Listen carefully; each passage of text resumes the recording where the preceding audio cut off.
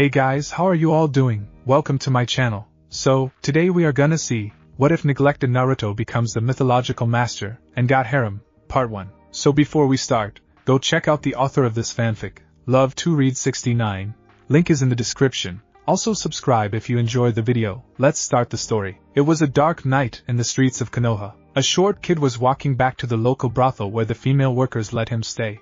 He had spiky blonde hair, eyes of the deepest blue, and 3 whisker-like marks on each cheek. He was dressed in an orange oversized shirt, and some black basketball shorts. His name was Naruto, no surname. After all, his parents disowned him when he was 3. He was hated for a reason unknown to him. Flashback. Minato had summoned the Shinigami to seal the Kyuubi, but he knew he would lose his life. Suddenly, something unexpected happened. The Shinigami looked at him, and said, "This child will have a difficult life. Human, I will offer you a deal. You will live, but you must take care of this child. I wish him no harm. If anyone harms him, and I find out you did nothing to stop them, I will come for your soul," and he vanishes. Minato breathed out in relief, and fell unconscious. End flashback. Of course, the Shinigami never found out about his beatings. How could he when Minato blocked off the receptor in the Kyuubi seal? Later, he was disowned by his parents at 3. Flashback. Minato and Kushina looked at the young Naruto, as he mopped and cleaned. It had been 3 years since he was sealed, and they started seeing him as the fox. Even if he was Naruto, he was no longer their son. They were snapped out of their thoughts when they heard something shattering. They turned to see Naruto picking up a cheap clay clown figure. It was then that Minato and Kushina had it. "Damn demon! Can't do anything right," Minato yelled. Kushina simply picked Naruto up by his shirt, and threw him out on the street, and it was then that they both screamed, "You're no child of ours." End flashback. After that, only a few people even bothered to help him. Ayam and her father helped by feeding him, and helping him when they could. Yes, he remembered when he first met them. Flashback. A 3-year-old Naruto was wandering down the street looking for something to eat. He was walking when he smelled a heavenly aroma. He followed it, and it led him to an Ichiraku ramen stand. He walked in, and saw a bowl with an intoxicating aroma. He also saw a girl. She looked about 6 years old, and was wiping down the counter. When she wasn't looking, he grabbed the bowl, and scarfed it down. It was then that he heard "Now for dinner." He froze, and looked backwards. She was behind him with a wooden spoon. He tried to pay, but it was then that 2 shinobi showed up, and saw Naruto. "Excuse me, miss, but is this demon bothering you?" They asked if he's not a demon. But he did eat my ramen without paying. That was all they needed. They grabbed him, and tossed him on the street. When he tried to run away, they pinned him arms and legs with, and started beating him. This went on for about half an hour until I had a breakdown. She cried loudly, and her father heard her. He came down, and saw, as the shinobi stabbed kunai into Naruto's stomach. "What the hell are you doing to that kid?" he yelled, as he gently took Naruto down, and helped put pressure on the bleeding. Following the Yondaime Hokage's orders to finish what he started, they exclaimed. Tsuchi had enough, and took Naruto inside. He helped heal what he could, and set Naruto down. Ayam walked up to Naruto, and cried. It wasn't until 2 days later he woke up sad by his bedside. "I'm sorry, miss. I didn't mean to eat your ramen. I was just too hungry." "It's okay, I'm sorry. This is all my fault. I shouldn't have said anything, and you wouldn't have been beaten." "It's okay, miss. I am Michiraku. It's okay, I am Chan. I'm sorry for making you cry. I don't like to see pretty girls cry." She smiled, and opened the door. He saw her taking care of his pillows, and bringing him ramen with a smile he hadn't seen since his wife was alive. He snuck his way into her heart, Tsuchi thought. End flashback. Ayam and him had gotten close. He knew he liked her, but there were also others he liked. One was a 10-year-old Anko Mitarashi, who helped him when he was being beaten. Flashback. She had known pain and suffering, but this kid had it worse off than she did. She watched as the villagers beat him, and tried to kill him. She couldn't take it anymore. She swooped in, and took him off to the forest, where she patched him up, as best as she could. He woke up, and only said one word before blacking out. "Ten," she said. She blushed, and carried him to her house. She helped him for 2 days, and from then on helped him whenever she could. And on her birthday, she had gotten the only true present she had. She had gone to her door to leave, and saw a bow there. She opened it, and saw a note, "Happy birthday Tenshi-chan." Naruto. In the box was a 6-packet instant ramen stock, and a smaller box. She opened it, and saw a pendant with a snake wrapped around a fox. The snake was pure crystal, and the fox was pure dirty metal. "For one of the lights in this world to me," she read, and smiled. End flashback. And the last person he met was one 10-year-old Hana Inuzuka. Flashback. Naruto was walking through the woods hiding out from the villagers when he heard whimpering. He looked to see 2 pups with blood on their sides, and a rough-looking husky fighting off a wolf. He looked at the dogs, and saw they were carrying a girl. He tried to get close, but they growled at him. He looked to see the husky being bitten. He threw himself at the wolf with a stick, and started beating it. The wolf wouldn't care, but it stuck him in a gash the husky made, and dug itself inside. The wolf ran off, and Naruto looked at the husky. All 3 dogs were hurt, and so was their owner. He grabbed the girl, and carried her back while the other 2 dogs carried the husky back. He followed them until they reached a huge compound. That was when a huge dog with an eye patch tackled him, and bit his side. He yelled, and dropped Hana, as her mother, Tsum, saw her daughter and her pups. She looked at Naruto, and was about to attack when the triplets explained the situation. She took him in, and healed him, as well as Hana, and the triplets. End flashback. Since then, he, Hana, Anko, and Ayam hung out often. Hana acted shy around him, but he didn't care. He had friends. They were there for him, and supported him. He reminisced, unwittingly walking into a mob. This was the eve of his 4th birthday. He was ignorant of the danger until he felt a sharp pain on his leg. He looked at the mob, and tried to run, but he couldn't. At the very least, he could take one of these bastards with him. He pulled out the kunai, and threw it at a chunin, stabbing him through the eye. Little did he know this would trigger a massive chain of events. In the underworld, Hades was busy directing traffic in the underworld when he saw a shinobi that wasn't meant to die until next week. He looked at him, and called in his henchman, the Shinigami. He asked Shini, an old boy, why is this guy dead? He wasn't supposed to die till next week. Shinigami looked at the soul, and then his clipboard. Apparently, this guy was part of a mob about to beat a child when the child fought back, and took him out, sir. It was then that Hades' blood began to boil. Who was this child? He asked. One Naruto, previously Naruto Uzumaki. Namikaze. That bastard, the Shinigami yelled, and looked at Hades. Sir, that is the child of the contract. His father has failed him. Hades looked at him. He has. I guess I better pay back my debt then, huh? He smirked. Come along, Shini, we're gonna raise hell today. The Shinigami shivered. Hell was coming, and it wasn't gonna look pretty. In Konoha, as Naruto was being beaten, Minato and Kushina sat on a nearby rooftop, as the shinobi beat looked on, until a blue flame enveloped rose up, and powered a Rasengan. The Kyuubi is breaking out, he yelled, as he rammed the Rasengan into where Naruto's body was. He played when he heard a voice. Now Minato. That meant you would think the guy that let you stay alive would be welcome here. Minato paled, and looked at where the voice was coming, seeing the Shinigami leaning back against the wall while watching the Rasengan go through Hades. Hades just stood there like it was nothing, then looked at him. He just pushed him off, as where the wound would be there was nothing but smoke. He looked at Minato, his hair changing from cool blue flames to raging red flames. Now mortal, I remember I made a deal with you. You took care of the kid, and you lived. Well, me and my assistant have been watching for the last 5 minutes, and you just sat there enjoying his suffering. Now why shouldn't I kill you? He screamed. Minato paled, as Kushina appeared next to him. You won't take him from me, she yelled.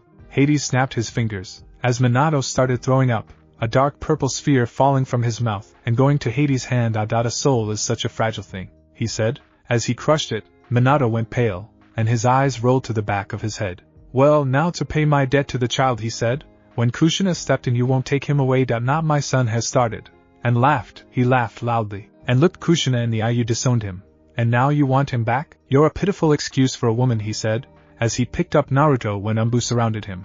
For killing the Yondaime, you will be sentenced to death. But in a bright blue flash, Hades, the Shinigami, and Naruto were gone. Underworld. Naruto was coming, and slowly tried to get up. He looked around, and saw stone cave walls, a weird river, and blue flames everywhere. He tried to get up, but couldn't. He looked down to see a 3-headed pup sleeping on top of him. He smiled, and scratched the back of its head. Hey there guys, can you help me get back home? He paused, as he heard Dark chuckling. But Naruto, you won't be going home. He looked around to see a man in a black toga with blue flames for hair, and a gray complexion. Who are you? Naruto asked. Why, Hades, of course, death personified, and alive, and my assistant, Shinigami. He pointed up at the ceiling to a man clad in black eating an apple. Now, young Naruto, tell me, what do you want the most? Naruto looked at him, and his face grew dark. Why do you want to know? He asked. Why? To help you achieve it, of course. He looked at him. Why? Kyuubi already talked to me. He said no one would love me or help me because I was him. The Shinigami looked at him, and whistled when a 5-foot-tall crow swooped down. Naruto, meet my messengers of death. They can devour a soul, and leave behind its energy. Now you have 2 souls. How about this guy? He patted the crow. Eats the Kyuubi's soul and leaves you his power? CC, could you really do that? Naruto asked. Of course. Now this might sting a bit, he warned, as the crow stuck his beak point blank on the seal, and started pulling at it.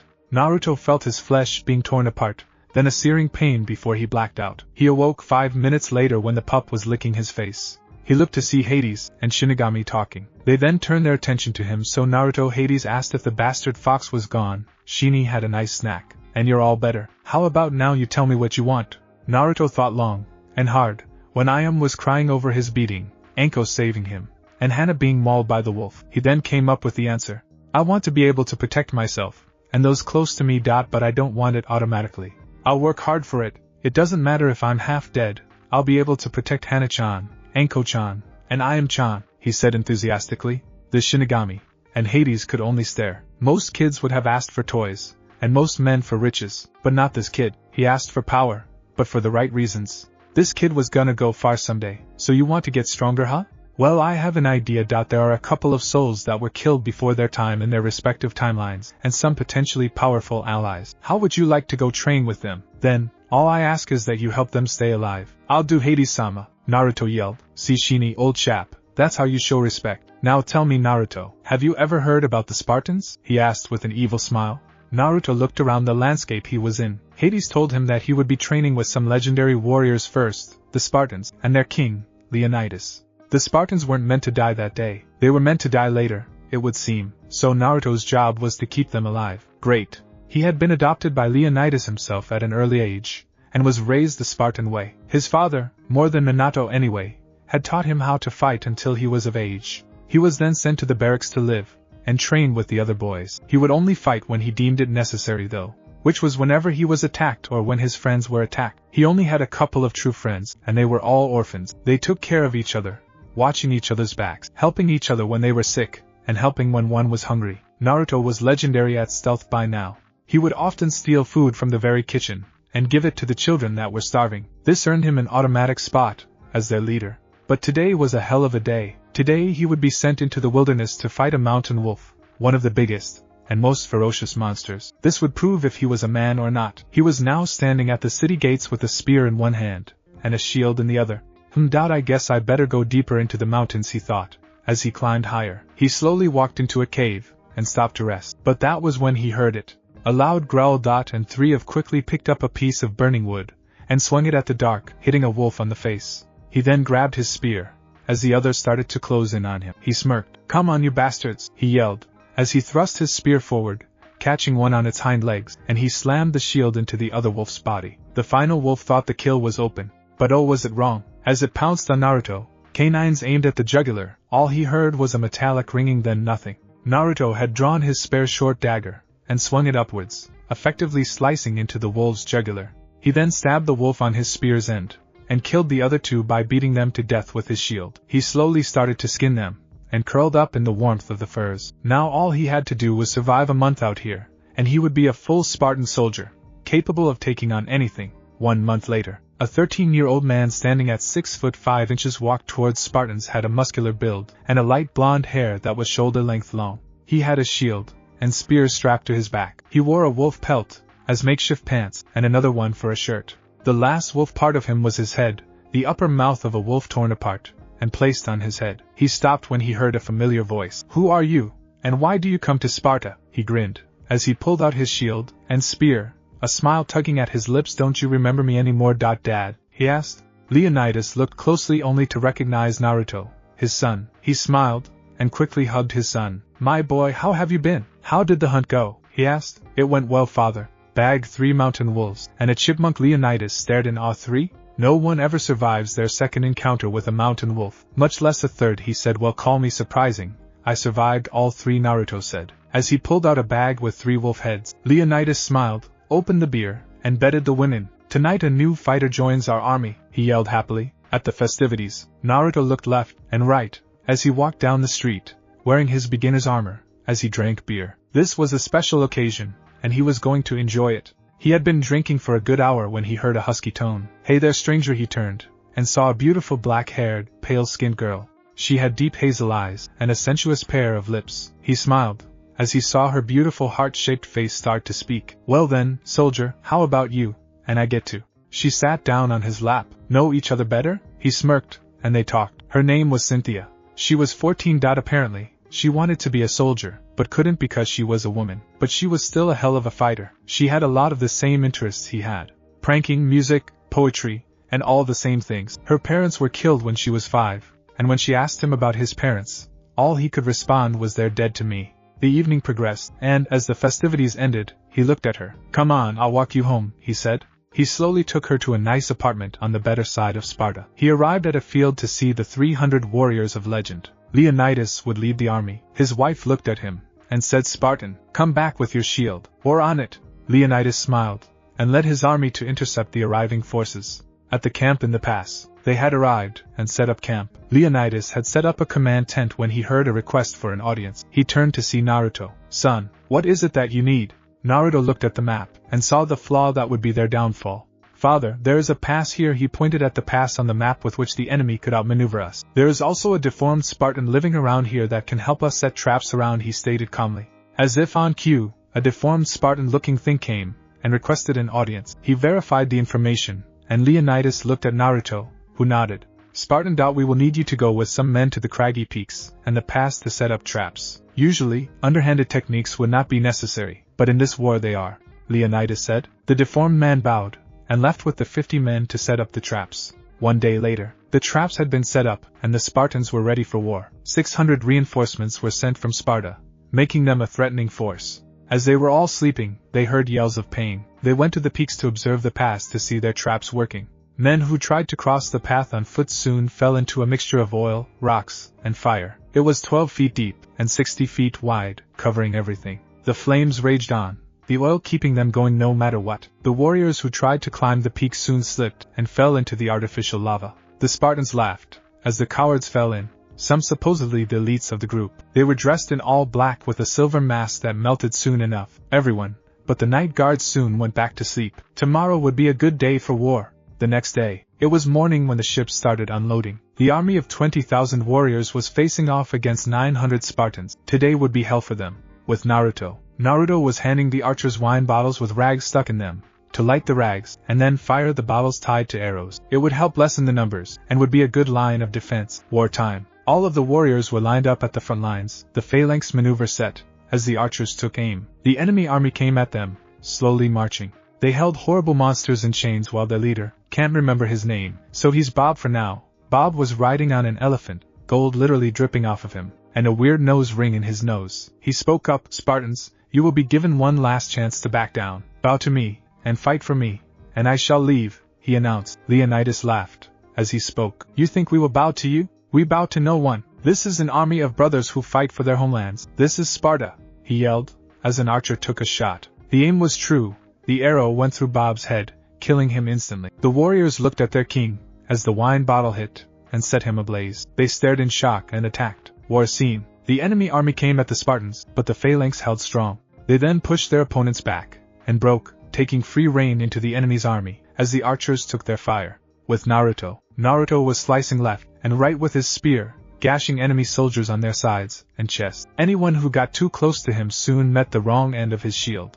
As soon as the monsters were unleashed, Naruto hoisted his shield, and threw it. It hit the kneecap of one of the monsters, and he ran in faster. He sliced the other leg off the monster, and beheaded it. It was then that he turned to see the second-in-command's son about to be beheaded. He ran in, and looked up, only to instead of feeling a blade at his throat, he felt a heat. He looked to see the rider on fire, and an arrow through him. He silently thanked the archers, and kept fighting. With Leonidas. Leonidas was cutting through soldiers left and right, distinguishing between friend and foe. Friends were left to fight. Foes were ruthlessly crushed. He looked up to see the son of his second-in-command about to be beheaded when Naruto stepped in, and pushed him off. Naruto was about to be beheaded when an archer shot an arrow through the fighter, and the fighter caught a blaze. He grinned, and went back to fighting. None of the Spartans had taken casualties, but the death toll for the enemy was skyrocketing. He yelled an odd word, and the Spartans retreated. They then waited for the fireworks to begin. Normal P.O.V. As a strange yell filled the air, hundreds of wine barrels and alcohol barrels were dropped from the peaks into the battlefield. They were then hit with flaming arrows that made them blow up. As soon as they did, various soldiers were taken out. Their numbers were soon few, and they were picked off by the archers. Leonidas looked to see various ships retreating into the distance, but they were still firing arrows. One got close to him, but he sidestepped instead of blocking with his shield. It was then that there was a loud, painful yelp. He turned to see Naruto get hit by the arrow he sidestepped through the stomach. Leonidas grew grim, as he saw Naruto's stomach acids coming through on both sides. He knew no matter what, Naruto was going to die. He kneeled and cried. He cried for his adopted son. They had won the war, but he lost someone close to him. Naruto was hit with one of the final arrows that Leonidas sidestepped. He fell backwards, and was greeted by his father crying, and the soldiers crowding around him. They looked at him, but could only mourn. It was when they removed his cape that they saw true damage. There were stab marks through him from enemy swords, and broken arrow shards in his arms. They could only stare in shock. It was then that they remembered that whenever a killing blow would land on them, Naruto would attempt to deflect them. Keyword attempt, since most of the wounds were on him. Here was a true Spartan. They could only look, as one of their best was taken from them. His injuries should have taken him a while back, but he kept fighting. He was a true hero. Naruto then spoke up. "Hey guys, what's with the sad faces?" he asked. They looked at him when his father spoke up. "Son, you are gravely injured. You will soon be in Hades' deathly embrace," he said gravely. Naruto somehow managed a grin. "A Spartan's greatest death is on the battlefield. Protecting their home, and those they care for. This is a death worth dying. I am proud to die for you. I only have one request. Father, care for Cynthia. She is very special to me. Take care of her,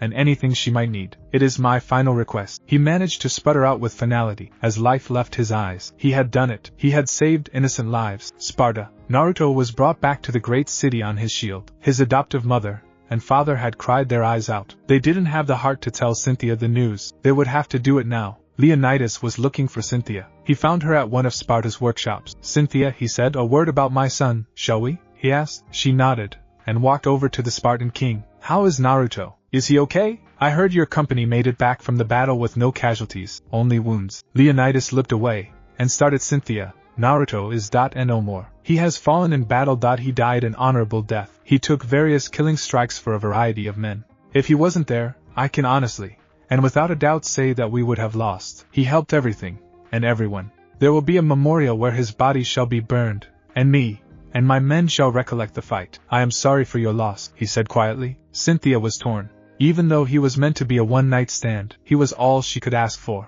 An orphan, but caring. Even though he was ruthless to his enemies, he was kind to everyone. She remembered him well. "I will go to the funeral of King Leonidas," she said. At the funeral, it was a grim occasion. Today it was. The men were there to pay respects to the man that helped keep them alive, and recollect the battle. After everyone had said their goodbyes, the army started recollecting their victory. They spun tales of the fights, each one saying how well Naruto fought, and would watch their backs. The second in command would have lost his son had it not been for Naruto.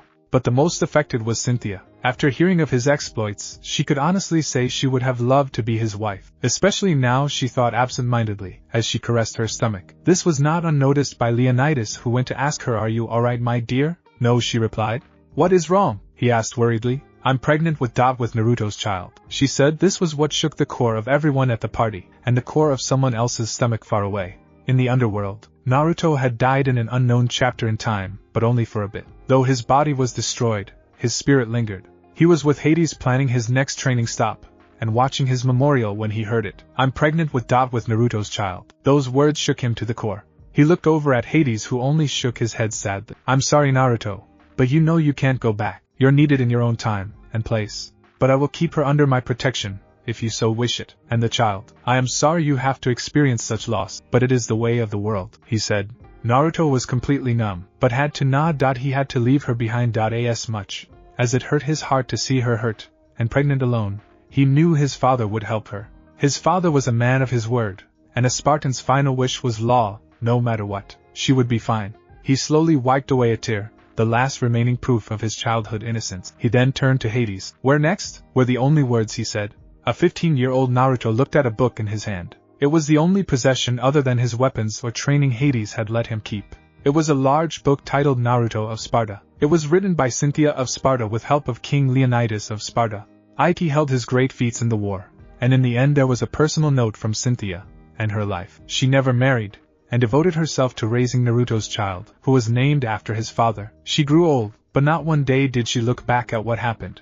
She lived life to the fullest, and didn't waste a day. At the end, there was also a note from his son. about how he wanted to be like his father when he grew older, how he would protect his precious people, no matter what. Both of them had been dead for a while, but it didn't matter. Naruto kept those 2 words at heart. He closed the book and went back to training. He had awakened in Sparta 150 years in the future. There he would learn and save another one who went before his time because of a corrupt king, Achilles. Achilles had found him and seen a striking resemblance to the hero of legend. Due to that, he had taken Naruto under his wing. He taught him physics for trap making, hunting, scouting, battle tactics, and his own personal fighting style. Naruto also learned advanced Spartan maneuvers and more of the history of Sparta. Yes, Naruto would be Achilles' heir. He smiled, but then frowned. Naruto was already past his level. The kid worked like crazy, but soon he would have to go to Troy, where immortality awaited him. Naruto would also go with him, and his men, but that was it. The king would also send his army.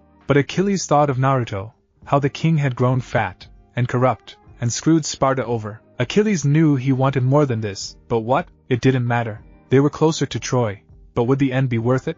Time skip, Troy's shores. Achilles, Naruto, and his men had done it. They had taken Troy's shores, and also a temple of Apollo, the sun god. Just as Achilles was about to cut the head off a statue, he was stopped by Naruto. He looked at Naruto, who replied, "We don't need gods trying to kill us, do we? The thousands of men here will do fine." Achilles lowered his weapon as the king's son approached him. He grabbed his spear and threw it, hitting the man next to him. He smirked and walked inside silently to collect the spoils of his victory. Naruto watched as a shrine maiden was taken off to the king against her will. He grabbed his sword and pointed it at a man's gut while he smashed the other man with his shield. "Let her go. She is under mine and Achilles' protection," he exclaimed. They let her go, and he escorted her back to Achilles' tent where she could wash up. "Why did you help me? So I can be your whore?" she spat out in disgust. He turned to her. "No, you and Achilles are a lot alike. He too fights for the unknown, and tries to find his place in the world, as do you, your highness," he said. She could only stare in shock at the truth of his words. Achilles watched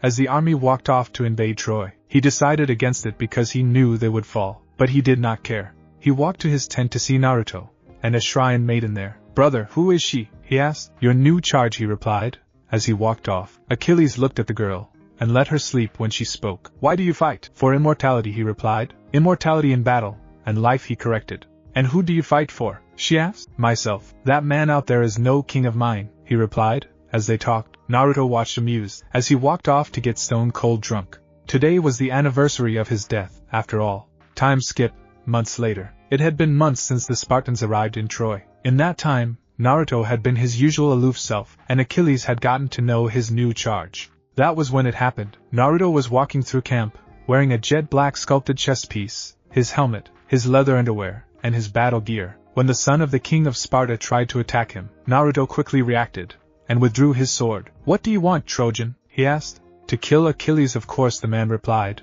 as he drew his sword. Naruto took off his helmet, and the man saw it. Cerulean eyes, and sandy brown, tame hair. He looked a lot like Achilles, but it wasn't him. Naruto then moved in, and thrusted his sword forward, catching, I can't remember his name, so now he is Bob's shoulder. Bob quickly parried, and stabbed Naruto. Naruto ducked, and slammed his shield against Bob's shoulder. Bob was forced to drop his shield, and in 5 seconds had a blade at his throat. "Trojan, I now hold your life in my hands. If my brother did not love your cousin, you would be no more than a blood splatter on the ground." He signaled the men, and Bob was hogtied, and led to Achilles' chambers. Achilles had been attempting to soothe the girl after a guard arrived stating that the Trojan prince had been captured. She wept, and wept for his fate. If the Spartan king had caught him, his fate would be sealed. So she was relieved when Naruto and the other men carried the Trojan prince in. Achilles looked at Naruto. "What is the meaning of this, brother? Did you lead our men into battle without my approval?" he asked, as he unsheathed his sword. "No, brother. The prince thought it wise to kill you and avoid a major war, but came after me instead," Naruto said. Achilles laughed loudly. "If he knew that you're the only one that has surpassed me in all ways, he'd have been dead," Achilles said. It was then that he turned and saw the girl tending to the hurt prince. He looked at the prince and said, "Tell me, Trojan prince, why do you seek to harm me? Have I not been lenient by keeping your cousin alive, and well, by not participating in the battle against you earlier?" The prince then decided to speak. "I came here to end a massive scale war, but ended up being caught. Kill me if you will, but know that others will rise up against you." Achilles thought long and hard. His heir had risen, and he had a woman whom he would love to grow old with. His name would be remembered forever, but only in curses of Spartans and Trojans. There was one way out, one where he would gain immortality in Troy, and his name would be immortalized in Troy. Praises would be sung in his name, and by his descendants. He knew what he had to do. Rise, Trojan. I will not kill you, but rather ask something of you. Everyone looked stunned while Naruto smirked. So time to retire, brother? Naruto taught. Me, and my men will escort you back to the city of Troy, and return you to your father. In return, I require something of you. Troy will never surrender. Bob yelled. Who said I wanted Troy? I want to fight for Troy. Unlike Sparta, Troy fights their own battles. And, as hard as it would be to betray my home, the king has become corrupt, fat, and lazy. I would never betray my home in the time of King Leonidas. But now Sparta is not worth saving. All I ask is asylum in Troy, to fight for Troy so my name will be remembered, and to be able to marry anyone that I might want, as long as it's consensual on both ends. The shrine maiden blushed at this, and looked down. Bob noticed this. His cousin had never actually fallen for anyone, but now this was awkward. She fell for the enemy. And Troy would fall to the Spartans without Achilles' help. Fine, I accept your deal. As of now, you are under my protection. No one in Troy will attack you unless you attack first. If they attack first, you may defend yourself. Bob sighed. This would be held to explain to his father. At Troy, Trojans gathered together at the gates when they saw Achilles of Sparta escorting a lost shrine maiden and the prince back to Troy. When the guards attempted to attack Achilles' men, the prince stopped them, stating that Achilles and his men were under his protection. They made their way to the palace for an audience with the king. Time skip. After negotiations, the king had agreed to everything when the shrine maiden and his son were brought back. Achilles would fight for Troy and wed his beloved after the battle. Achilles and his men were set up with the other men in the barracks. So was Naruto. Achilles and his men were officially Trojan soldiers. They still kept their armor, only had a different allegiance. A week later, tonight was the night. The final battle would happen today. The Spartans had gained the Trojans' trust quickly, making them brothers in arms. The ex-Spartans would lead the first wave along with the Trojans. Battle Naruto. As the first wave hit Naruto's team, they assembled the phalanx maneuver and held strong. After the Spartans would push back Naruto, and his men broke and attacked forward. Naruto was running through the Spartans, swinging his spear left and right. He then spotted Achilles to the left, about to be impaled by a horse rider. Naruto hefted his shield and threw it, hitting the rider's horse, making it stumble before Achilles was hit. Naruto then unsheathed his sword and went on, slamming his shield against various Spartans and stabbing through even more. He ducked left and right, slashing at arms, legs, and anything near him. He only avoided the Trojans and his own men. The battle was fierce and dragged on for hours, but Naruto held strong. He looked up to see Spartan archers fire at him. He lifted his shield and blocked them all, then ran his sword through the front of the shield, cutting the arrows off. He charged forward and kept going, slaughtering men left and right. Battle Achilles. Achilles slaughtered through troops left and right. It was when he knocked down a soldier that he froze. It was his cousin. A man that wanted to kill him was his cousin. As a horseman rode up behind him, he was about to be impaled. Achilles saw his grin and turned to see the horseman closing in. He stabbed his sword into his cousin's throat. If anything, he would take the traitor with him. It was then that he saw a spear go through the horse's foot, flipping it, and the rider.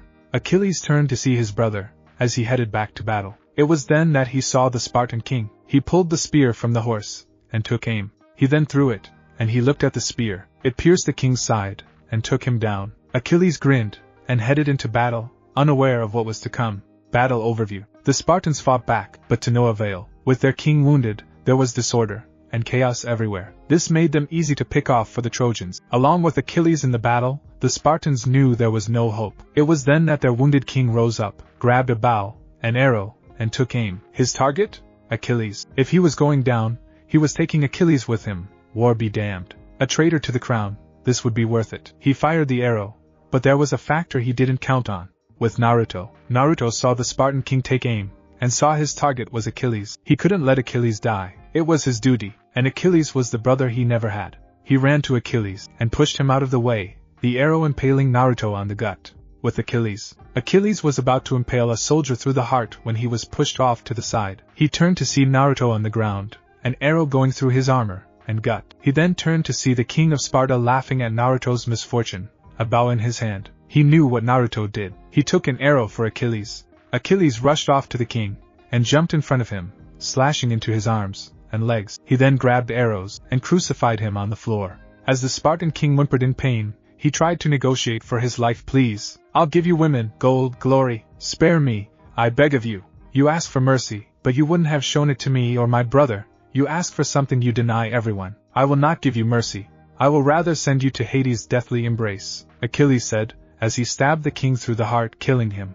As the army heard their king die, they could only drop their weapons in defeat. The Spartans had lost, their king was dead, the battle was fought, and they had lost. Time skip, 1 month after the battle. After the Spartans had lost, and their dead were burned, the king of Troy took over Sparta. It was now a joint kingdom with Achilles being the Spartan king. The Spartan army of Achilles took heavy casualties, but most remained alive. The biggest casualty was Naruto. The apprentice of Achilles fell in battle saving his teacher. The memorial had been brief, and Achilles set fire to his body. Afterwards, Achilles decided not to teach anyone other than his future children. He had married the shrine maiden, his one angel in this sin-filled world. He loved her with all his heart. He cared for her. And a week after the marriage, he got some news. She was pregnant with a boy. He decided to name him after his fallen apprentice, Naruto.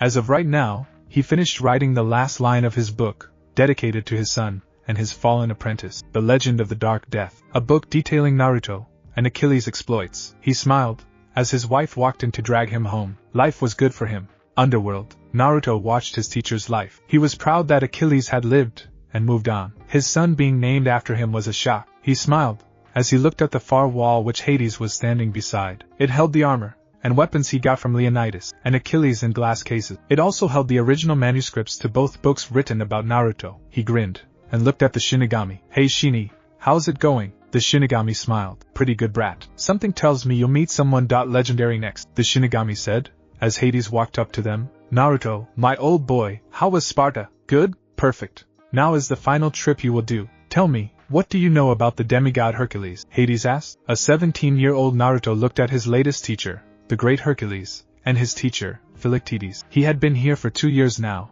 training under them both. By now, he was built like a bodybuilder, with sandy blonde tame hair, like Achilles, blue eyes, wearing a tan metal armor that was a lot like Achilles except that it was tan, and offered more protection. He held a shield that had the symbol of Mt. Olympus, and a sword. The sword would only add to his great exploits. Hercules had taught him a defensive sword style that focused on using your opponent's strength against them, trap making, battle tactics, philosophy, diplomacy, how to use the bow, an arrow, and a spear style that used the entire spear, and a shield, as a death trap. Overall it was a good education. Naruto smiled as he saw Hercules and Megara talking. He was glad his teacher had found someone to love. It reminded him of Cynthia, but he quickly discarded the thought. He didn't think of his past, only how to improve on his future. He then realized that Hades would soon make his move on Mt. Olympus. He was torn by this. He knew this was the Hades of the past, but was still torn. He didn't know who to fight for once. His loyalties were in question. Midnight in the Rose Garden.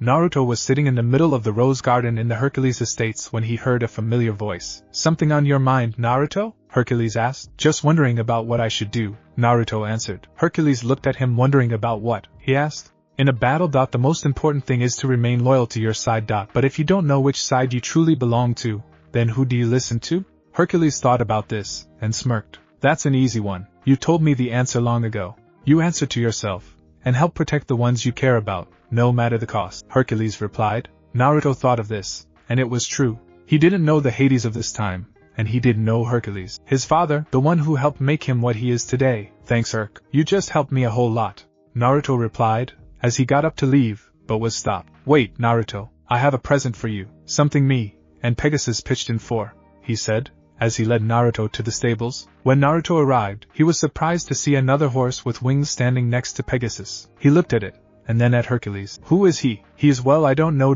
You have to name him. After all, he is your steed. He is the first of Pegasus' line, and the best Phil has ever bred. Even faster than his own father," Hercules said, as he petted the horse. It was a solid white horse with white wings, blue eyes, and a dark mane. The insides of its wings were also black. It looked at him, and whinnied, then bowed its head, as if accepting him. "I think I will call it Shini." "Why is that?" Hercules asked, as he looked at the newly named horse. "It's the name of an old friend." "Good friend." He smiled, as he took Shini to his stable. He lay down on the hay next to the horse, and fell asleep. Tomorrow will be a big day. That was the day Hades would have enough power to unleash the Titans during the eclipse. After all, the next day, Naruto looked at Meg, as she was crushed by the stone pillar. Today had started with a nice breakfast, then a quick shower, and finally doomsday along with the midday eclipse. Hades had unleashed the Titans and sent them on a crash course with MT Olympus. He also sent a Cyclops and a moving twister to deal with Hercules. Hercules fought long and hard, but in the end the twister was too much, as it slammed him into a wall. The Cyclops then moved to eat Hercules, but was suddenly stopped, as Naruto riding Shini shot a flaming arrow into its eye. It was then that the twister decided to get involved.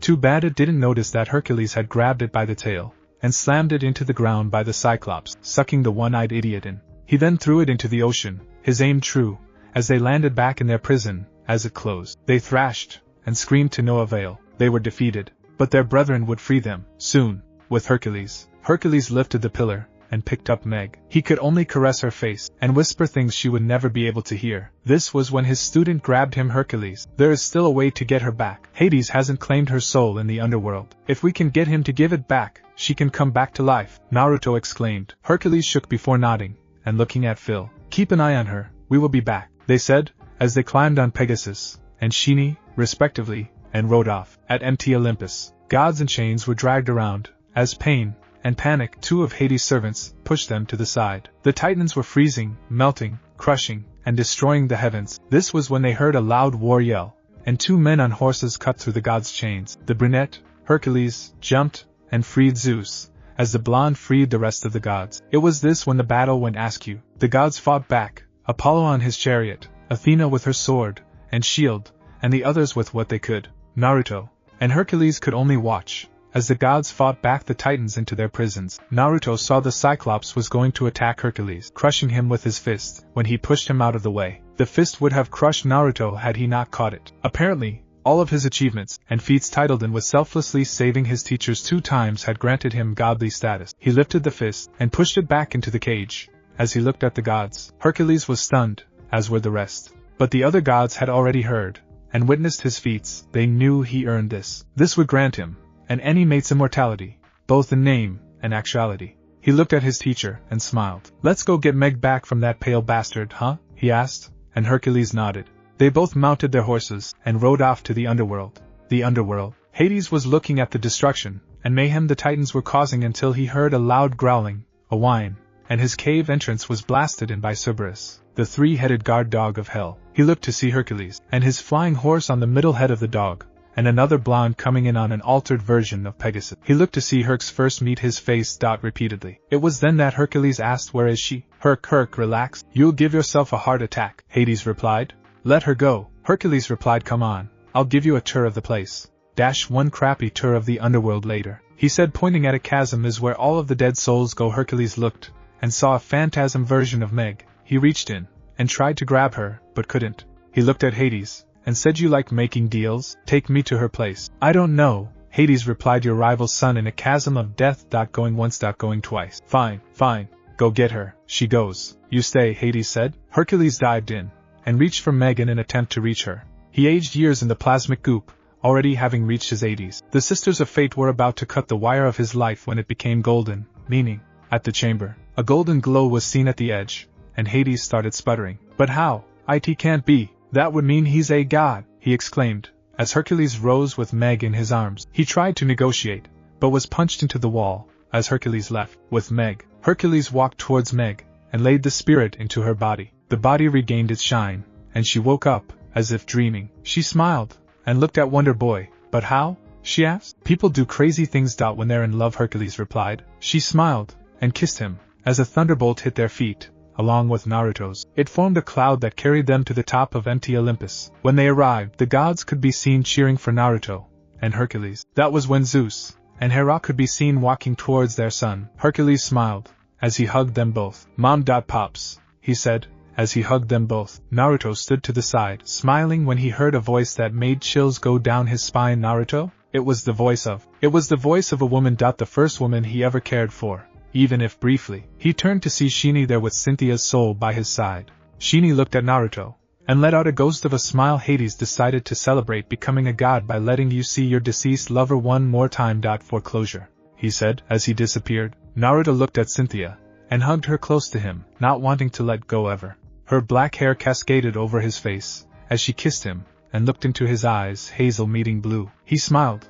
and said, I was afraid I'd never see you again. I wasn't, she replied. She smiled and said I saw you every day with our son, same eyes, my hair, your personality. He was an exact replica of your personality. When I saw him, I saw you by his side. He became a great Spartan, just like his father. But enough of sadness, I just wanted to tell you that I love you, Naruto, she said. He looked at her and smiled. And I love you, Cynthia, he replied, making her smile. But that quickly faded. She looked at him and kissed him as she held him close to her. Our son loved you with all of his heart. You were his idol. All of the men of your platoon respected you as their king, and your father named you a king before he stepped down. You went down in history as the people's king. You were beloved by all, she said, as a tear ran down her cheek. I know. I read your book. And Cynthia. Thank you for taking care of my SO and it means the world to me. He smiled as he saw her fading. Her translucent hand caressed his cheek one last time before she faded away. I will always love you, Naruto. My love, she whispered. He smiled and got up as the gods approached him. They looked at him suspiciously, but when his godly hue came upon his body, their eyes widened. A human had achieved godhood. This was never heard of. It wasn't until Hercules walked up to Naruto and asked who was that Naruto. He looked at them and smiled. Someone of my past, he grinned, as he took out a flask with a skull on the front. He took out sake cups and filled them, then passed them out to the gods. The gods eyed them suspiciously until hearing, in these cups are all of my memories. Hades himself made it for me. Not your Hades, but the one from my time.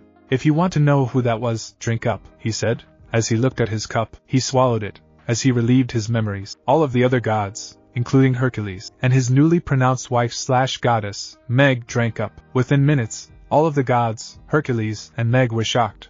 They looked at Naruto as he looked at the heavens. All of them had tears in their eyes, not believing one person could live through that much hate, nor that Hades was nice. That was when Naruto walked up to Zeus. "O Zeus, king of empty Olympus, I have a favor to ask of you," he said humbly. Zeus nodded and listened. "The Titans will get rowdy and attempt to overthrow you again. I ask they be placed under my care. I also ask for a mark to be made on my shoulders so I may summon them from their prison so they may fight in my name. That way, they will get occasional liberty, and I will get some powerful allies. What say you, Zeus?" he asked. Normally, Zeus wouldn't allow this to anyone, not even himself. But he had seen the dimension Naruto had come from, battles fought on a daily basis for survival. Though Naruto was hated and beaten, he never fought back. He smiled through it all, and gladly gave his life for those he deemed precious. This boy was special. Zeus nodded, and a tattoo appeared on Naruto's shoulder. It was a circle with the kanji for ice, earth, wind, lava, strength, and another kanji that read mythical. Naruto smiled, and thanked Zeus, but asked one final question.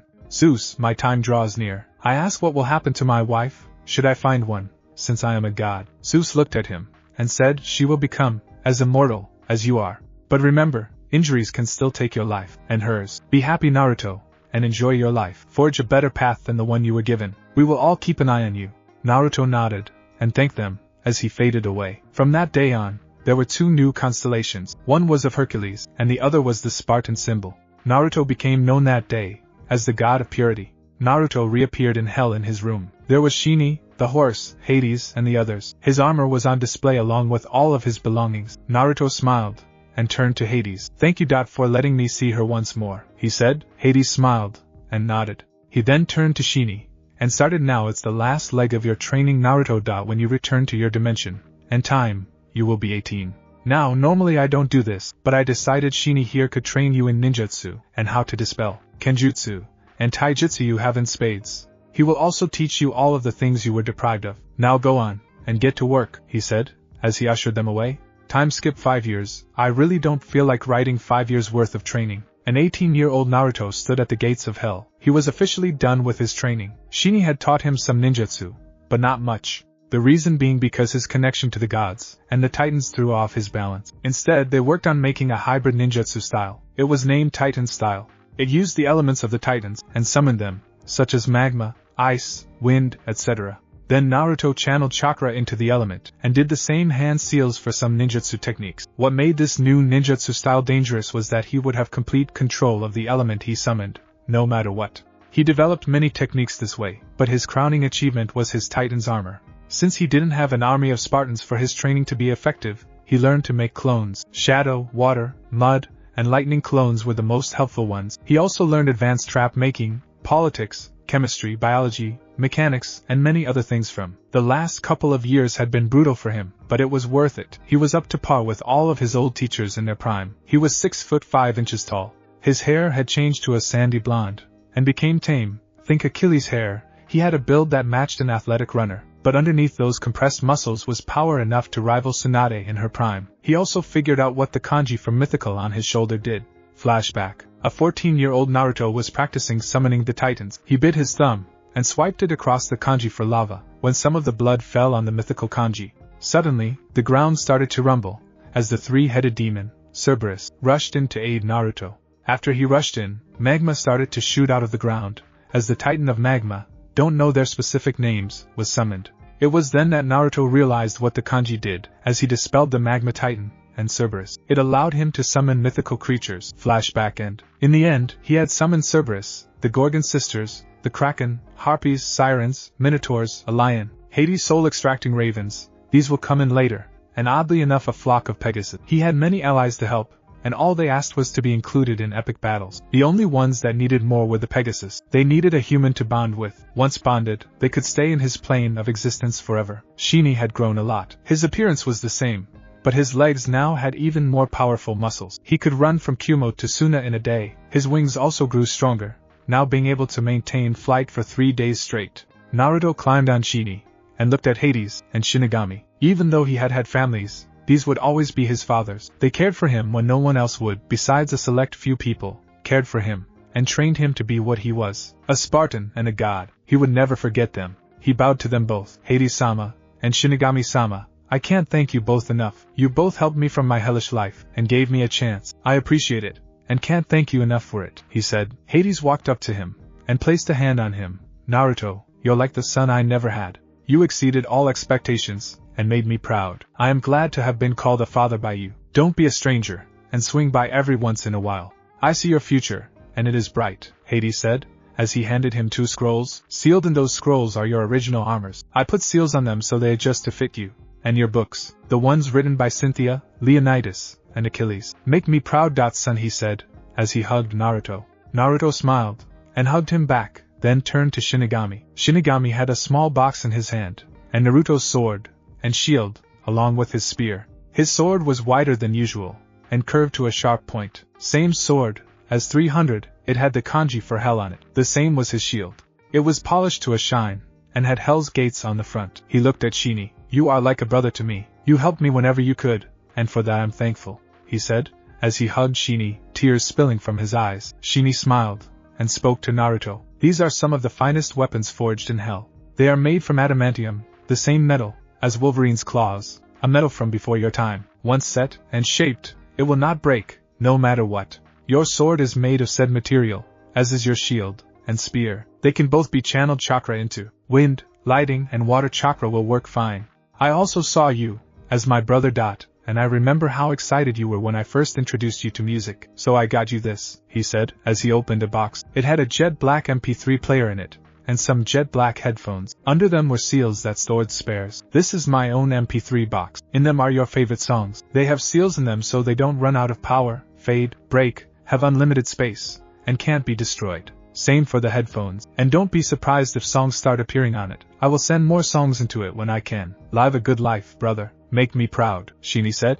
Naruto nodded, as he donned his old armor from Achilles. He put on the jet black chest piece, back piece, leather breeches, and battle coverings. He then put on his shin guards and arm guards. He put on fingerless gloves that belonged to Achilles, and donned his jet black helmet. He looked like a carbon copy of Achilles, as he sheathed his sword on his side, and strapped his shield on his back, his spear running through the shield. He smiled, and waved goodbye, as he climbed onto Shini, the Pegasus, and flew off into the distance, knowing where he could start a new life, and help people break free of the cycle of hatred. Kirigakure, here I come, he thought, as he put a dual connector on his MP3 player, and put on some headphones on Shini and himself. He then pressed play, and smiled. Here I go again, White Snake. I don't know neither L. I don't know where I'm going, but I sure know where I've been. Hanging on the promises of the songs of yesterday, and I've made up my mind. I ain't wasting no more time. Here I go again. Naruto smiled, and reminisced on his life with Leonidas, Cynthia, Achilles, and Hercules. They made him stronger,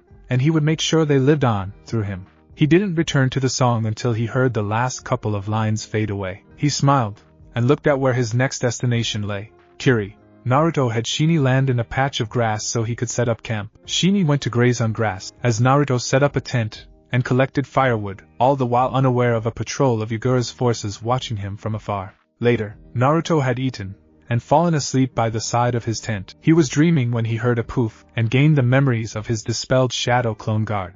There were approximately 15 shinobi outside trying to subdue Shini. He wasn't having any of this, as he got his shield, spear, and sword, and donned his armor from Achilles. He then made 5 Kagebunshin, and ordered them to go into the forest to pick off anyone trying to flee. He then made 2 more Kagebunshin, and charged outside. POV Yagura's forces. They had just killed a man that rode in on a flying horse. They were on cloud 9. Surely Yagura would reward them for this find, right? The horse was fighting back though, and struggling. They never noticed 5 shadows slip past them into the woods. All they heard was a loud battle cry. Naruto. Naruto charged the forces with his shadow clones. They had all channeled wind chakra into their spears, and charged at the enemies. It was then that they noticed the men had tied Shini down. Shit, I'll have to be more careful now, Naruto thought, as he and his swords charged with a battle cry.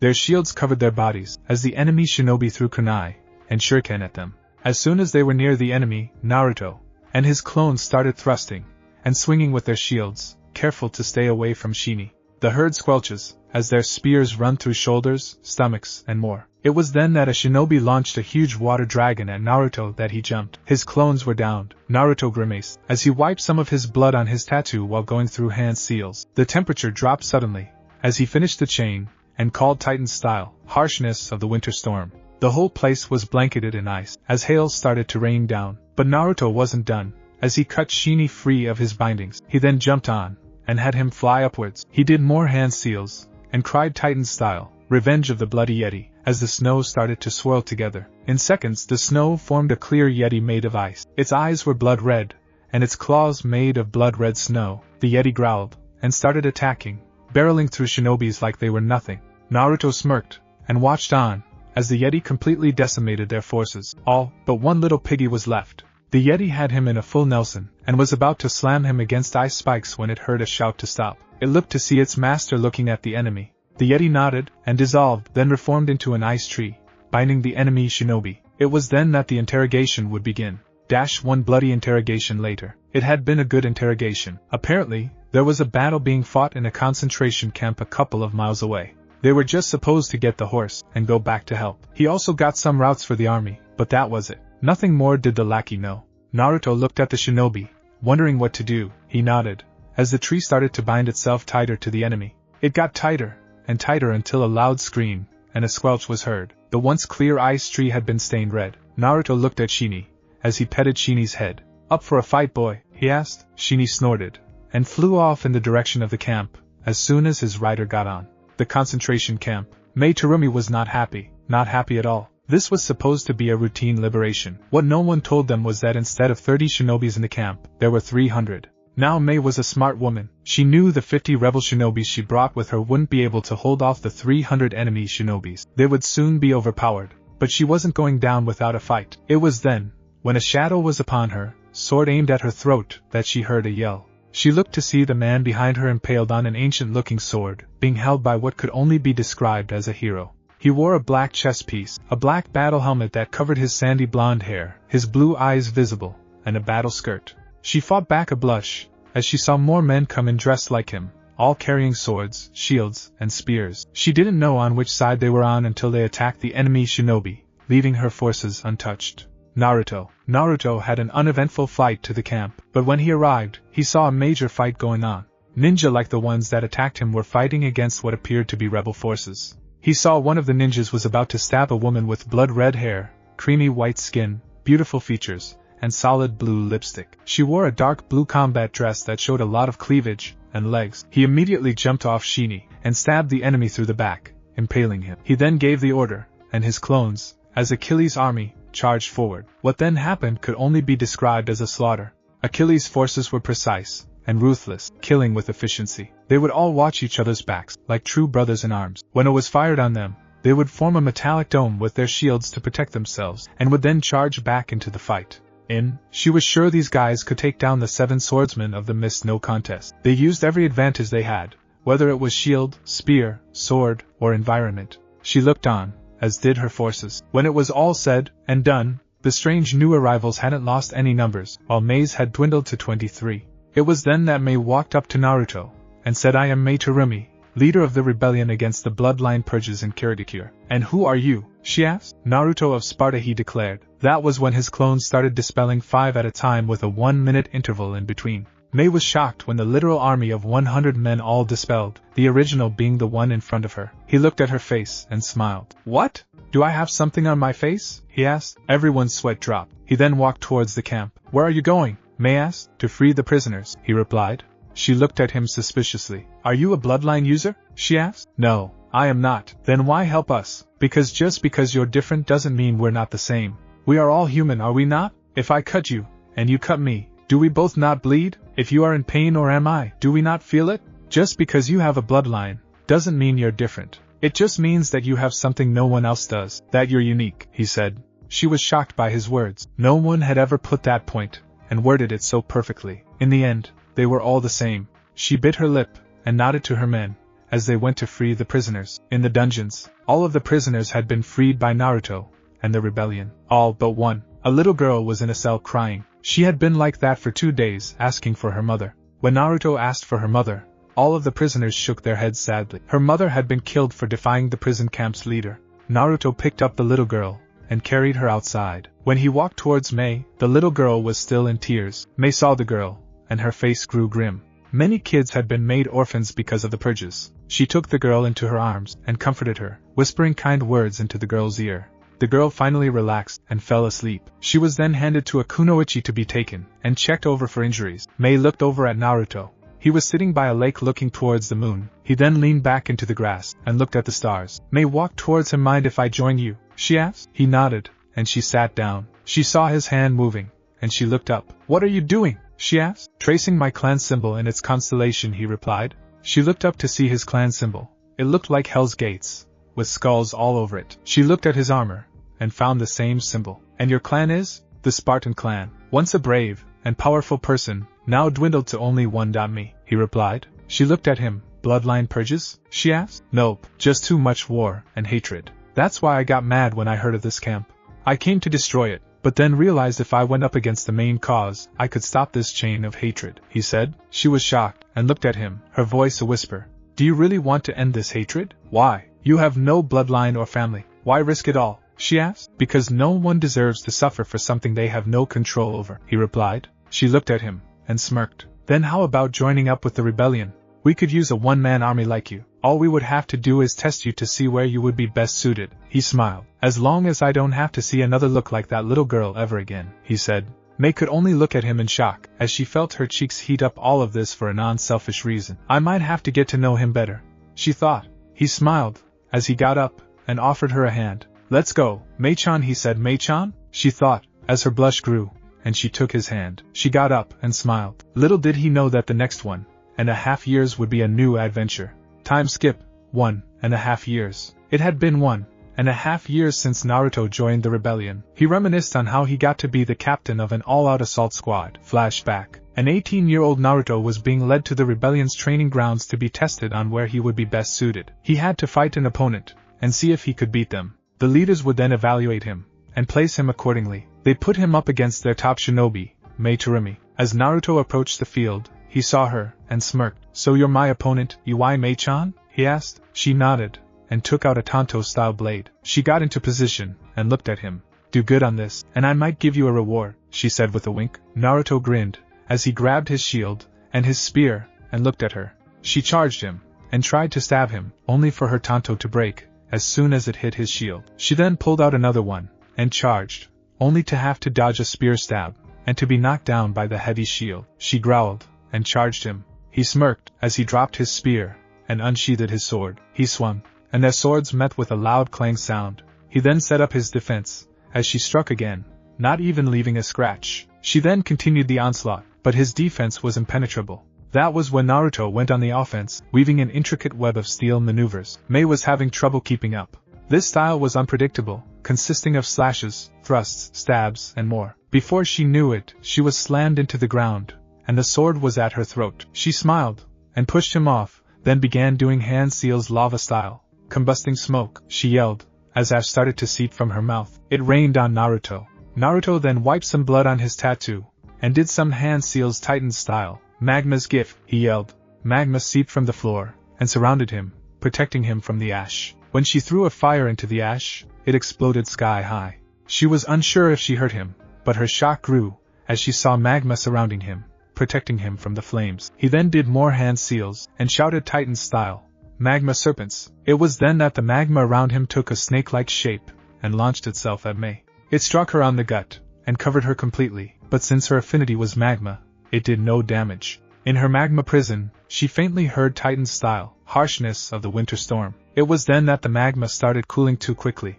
It soon became a rock, and she had to use her lava release to bust herself out. She panted, and looked at him. You said you had no bloodline, she yelled. I don't. I have a pact with some select individuals that in exchange for summoning them, I get to control their elements. But since I have all of the affinities, it's increasingly difficult for me to use ninjutsu, so I created a hybrid I call Titan style. It allows me to use all of my elements to perfection, even though I already mastered them, he replied. She looked at him in shock, but then turned around.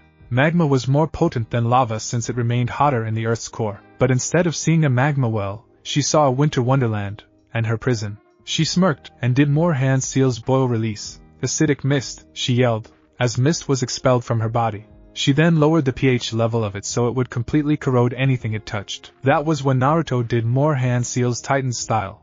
Angelic hurricane. That was when a tremendous amount of air began to form a hurricane. It sucked in Mei, and her mist. By the time it was dispelled, he was too dizzy to even stand. Before she hit the floor, she felt something grab her. She looked to see Naruto grabbing her by the waist before she hit some ice spikes that would have killed her. He pulled her closer to him, and she blushed, as she felt his body pressed against hers. He landed on some snow, and helped her up. What's next? He asked. She responded by sending a kick to his face, which he caught, and began to squeeze until he heard a snap. She then got on one foot, and charged him. He kicked her legs out from under her, and turned. He caught her face, as she fell, and with a quick twisting motion, knocked her out. Think RKO from WWE. Leaders. To say they were shocked was an understatement. This man had just knocked out their strongest shinobi, and made it look easy. They decided he would be a war general, but to which platoon he would get would be up to him. End flashback. His platoon was Achilles' men. He smiled, as he looked at Mei. She slept on his shoulder on the couch. Over the last year, they grew close. Flashback. A 19-year-old Naruto was walking home from training when he saw a note on his tent. It was from Mei. She was inviting him over for dinner. It was a bit short notice, but he made it. When he got there, he realized she wasn't there. She must have gone shopping for groceries. He looked in her fridge, and saw some chicken meat, some spices, some vegetables, and a bag of rice. His sweat dropped, and got to work. Mei was done shopping for groceries, and was heading home when she heard some music in her house. She listened only to hear a song. Bon Jovi, I want to be loved. I had a roof overhead, had shoes on my feet. You sure I was fed, but no one was there when I was in need. Yeah, so who am I now? Who do you want me to be? I can forgive you, but I won't relive you. I ain't the same scared kid I used to be. I'm gonna live. I'm gonna survive. I don't want the world to pass me by. I want to dream. I ain't gonna die, thinking my life was just a lie. I want to be loved. I want to be loved. I found a picture, our so-called family tree. Yeah, I broke all the branches, looking for answers. Don't you know that ain't how it's supposed to be? I'm gonna live. I'm gonna survive. I don't want the world to pass me by. I gonna dream. I ain't gonna die, thinking my life was just a lie. I wanna give. I'm ready to try. I'm willing to lay it on the line. I want to be loved. I want to be. I ain't gonna cry. I don't want to scream, but I got so much left unsaid inside of me. I'm gonna live. I'm gonna survive. I don't want the world to pass me by. I'm gonna dream. I ain't gonna die, thinking my life was just a lie. I wanna give. I'm willing to try. I'm willing to lay it on the line. I want to be loved. I want to be loved. I just want to be loved. I want to be loved. I want to be loved. She heard, as the song faded away. She walked in to see Naruto cooking a chicken stir-fry, and frying rice with chicken. She didn't know he could cook. She then looked at him. Honey, I'm home, she joked. He looked up to see her with groceries in her hands, and smiled. Sorry. I just thought you might like someone cooking for you for a change, he said. She nodded, and looked at him. Why the sad song? I thought you liked your Spartan family, she asked. His smile dropped, and he looked at her. The stir-fry and chicken rice were done, so he set up the food for two, and sat down. He poured her some red wine, and himself some before he spoke. I'm not originally Spartan, but their blood does flow through me now, and I think of myself as one. My original family was abusive. They treated me like crap, ordered attacks on me, and disowned me. All of this before I was even 5. I lived in a brothel until a man I call my father found me. He and my brother sent me to the Spartan clan, where I was raised as one of them. I saw them all as my brothers and sisters, some even as parents. Then they were all gone, all except my father and brother. They had to go off, so here I am, fighting a war, he said. She was shocked at this, but only asked, why did they hate you so much, Naruto? She asked. He sighed and turned from her. Because I was the Kyuubi no Kitsune, my father and all, but blood helped me kill it, and I kept its chakra. But everyone in my village saw me as the fox, he said. Since he heard nothing, he turned and grabbed his blood-red cloak. He put on his helmet and bowed. I'm sorry for the trouble, and thank you for the meal, Mei-sama, he said. He turned to leave, but only felt a warm embrace. He looked back to see Mei there. She looked up at him, tears spilling from her eyes, and spoke, Don't ever call me that. You have suffered through what I suffered, but you used it to get stronger. You were mistaken for the contained, and discriminated against. I was, as well, but because of my bloodline. You understand me better than anyone. Please don't walk out of my life. She spoke sadly. He smiled, and embraced her. He leaned down, and kissed her forehead.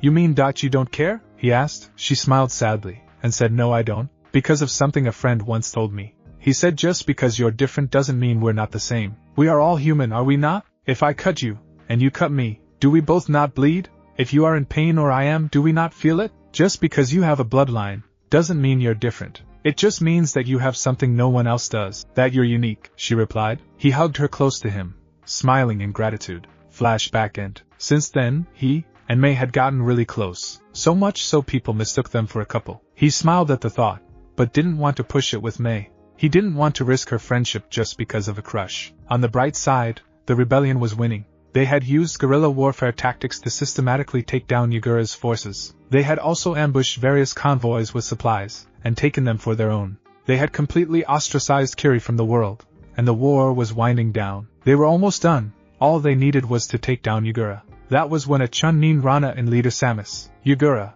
and his entire army are on their way here, he said. All of the leaders were shocked, but only Naruto asked, How many? Approximately 20,000 shinobi, Chunin, and higher, he exclaimed. Naruto only got up, took Mei to her bedroom, and tucked her in. He had to prepare for a war. The next day, Mei got up, and reported to her station, only to hear they were preparing for war. She listened, as Naruto told them to avoid crossing the barricade of rocks he made, or that their lives were forfeit. She looked at the barricade, and grimaced. This would barely help. What was he thinking? She then looked to see various rows of chicken wire set up a bit past the no man's land. She grimaced again. They looked to the top, and saw stations for archers, and beer barrels. They looked at Naruto incredulously, but kept on. He wasn't a leader for nothing.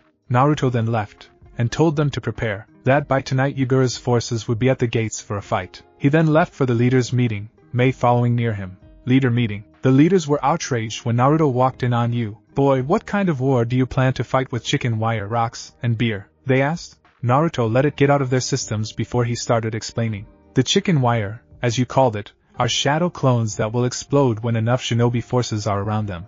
The rocks are only to mark what is hidden beneath the eye placed on the land. It is minor, so no one will expect it. There is a half a mile wide, 12 feet deep pool of magma that when shinobi enemies try to jump away from the exploding clones, they will jump into. It is also Ascension summon made of magma that has been told who to attack, and who not to attack. Atop the archers are covering the beer barrels in oil, and exploding tags. The archers will have flaming arrows that, when the barrels are rolled down towards the enemies, they will fire. The barrels will explode, and cause massive damage. Then, any other shinobis can be picked off by the archers. That way, a good chunk of the army is taken out before our forces have to do any actual fighting.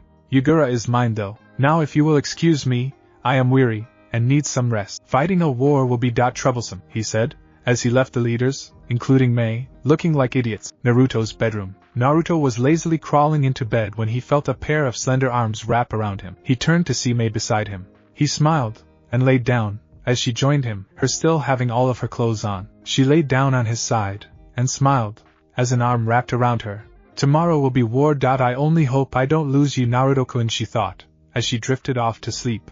That evening, Naruto and Mei were woken up by a messenger that Yagura's forces were half an hour away. They both grimaced as they prepared for war. Naruto donned his Spartan elite armor, attaching the blood-red cape and leather underwear. He then grabbed his helmet and put it on. The only thing visible was his cold blue eyes. Whenever he got into a fight, they looked icy blue, almost as if he was possessed. He grabbed his sword and sword sheath and equipped them. He then grabbed some olive oil and spread it throughout his arms, legs, and stomach. This was to prevent minor injuries and infection, or so his father had taught him. He then headed to the door, only stopping to see May already there, holding his shield and spear, herself already prepared for war. He could only smile at how much she looked like Leonidas' wife when she'd bid him farewell. He quickly shook the thought, and took his shield and spear. He strapped them on his back, as they left towards the rock barricade. Rock barricade. Naruto arrived at the barricade to see everyone tense, as they awaited the battle. He looked at the temporary leader. "Where are the refugees and non-combatants?" he asked. "They're concealed behind the archers so that in case the battle does not go our way, they can flee," the man replied. Naruto nodded, and made an all-too-familiar hand seal. In seconds there was Achilles with 100 of his finest men, all donned in their jet-black armor, and ready for war. Naruto looked at Achilles and said, "I want you and your men to go up to where the refugees are, and protect them with your life. If I find out even one of them was hurt, it shall be a stain upon your honor, as a Spartan." Achilles only nodded, and unsheathed his spear while equipping his shield. The rest of his men did the same, as they headed to the rocky surface, and walked up, using the chakra control exercise. Achilles looked at Naruto, and nodded. Naruto then looked at the battlefield, and shook his head. There were roughly 150 shinobis in good enough condition to fight. The rest were either sick or injured. He then closed his eyes, and concentrated. Not a minute later various puffs of smoke were seen. Naruto looked up to see 300 of his clones, as the original 300 Spartans of legend. Leonidas and his second-in-command both walked up to Naruto. "What are the odds, son?" Leonidas asked. Naruto looked at his father, as he bit into a peach. "Not a good father. They have nearly 20,000 shinobi, and all we have are 150, 450 if you include you guys." Naruto then went on to explain the situation to Leonidas, who only smiled. "Son, if the odds are that great, then why don't you even them out?" he asked. Naruto was confused until he saw his father pointing at his arm. He looked to see his summoning tattoo, and smiled. He then went to the front lines, and wiped some blood on his tattoo. Immediately, hundreds of puffs of smoke could be seen. In those puffs of smoke were many legendary animals, from half-man half-horse-like warriors to 3 women who would look no one in the face. Naruto grinned, and looked at the 150 shinobi, and his force. "Men, these people shall be the equalizers in this struggle, the half-man half-horse warriors," he said, pointing at the centaurs who wore silver armor, bearing a sword, shield, and spear, with the crest of Hell's Gates on them, "will help solidify our main line of offense. And those 3 beautiful ladies," he pointed at the Gorgon sisters who wore purple dresses with the crest of Hell's Gates tattooed on their arms, "will be our tipping point. They are known as the Gorgon sisters. A gaze at any of their faces will turn a man to stone. They are also extremely skilled in the art of war. The females with the wings," he pointed at the harpies who wore white togas with the crest of Hell's Gates on them, "will be in aerial support, offering assistance to any who need it. They are skilled in flying, and with a sword, their shriek can reduce even the strongest person into a quivering mess. As of right now, they are on the same level of authority as I am. They say jump, you don't ask how high you jump, and hope to God it's high enough, understood?" Naruto was looking at his forces, waiting for a reaction, until one shinobi spoke up. Apparently, he wasn't scared of speaking his mind to monsters who made men cower in fear. He spoke up, and said, "People, does our commander really expect us to fight next to these things? I say nay. I don't care if this is our last hope for freedom. I refuse to fight next to these monsters." Ignoring the hurt look in the faces of the harpies and the Gorgon sisters, he threw his forehead protector down, only to suddenly feel a sharp object at his throat. He looked up to see his commander only a couple of inches from beheading him. It was then that Naruto spoke. "Do you truly believe that? That they are monsters because they look differently? You are a fool, no better than Yagura and his purge. These people," he said, pointing to the summons, "are the same as you and I. They are often discriminated against and hunted because of how they look, of something they have no control over," he said sadly. May looked at him, and was about to comfort him, when he raised his head. In his eyes burned a determination never seen before. "Same as bloodline users have been, but they are my brothers and sisters, as are all bloodline users here. I feel as they have felt, I know as they have known. They are part of my family, of my clan, of Sparta, and I will not tolerate you belittling them," he yelled, as he swung his sword, beheading the shinobi. He then looked out into the crowd, and said, "Any of you cowards want to leave, then leave, but we will fight. Even if the odds are against us, We will not crumple. We will fight. This morning, we ate heartily, and if we shall fall on this night, tonight we will dine in hell. For glory! For our homes! For Sparta! He yelled, as the 300 Spartans and the summons only raised their weapons and cheered. The shinobi were another story. Most were stunned. Their initial reaction was to fear and eliminate, but after having heard what Naruto said, they were stunned. Truth was, those monsters no, those people were a lot like themselves, and the bloodline users had acted no better than Yagura's forces. They even went as far as to almost reject needed help because of their clouded judgment. Then they smiled, and one soldier went up to Naruto. He bowed and said, "I am sorry for my actions, Commander. I understand these people. I truly do. I wish only to fight next to them. To my brethren. For our home," he yelled. Naruto smiled and lifted him up. "Then kneel not before me, brother. Rather, take your rightful place next to your family," he said. Many more shinobis bowed and stood next to the summons, and the 300 men, none others dared to leave their saviors. Their fellow brothers in arms. Their family. -5 minutes later, everyone was at their stations prepared for battle. The 3 Gorgon sisters and the centaurs were at the front lines with the 300 warriors, the shinobis, and Naruto.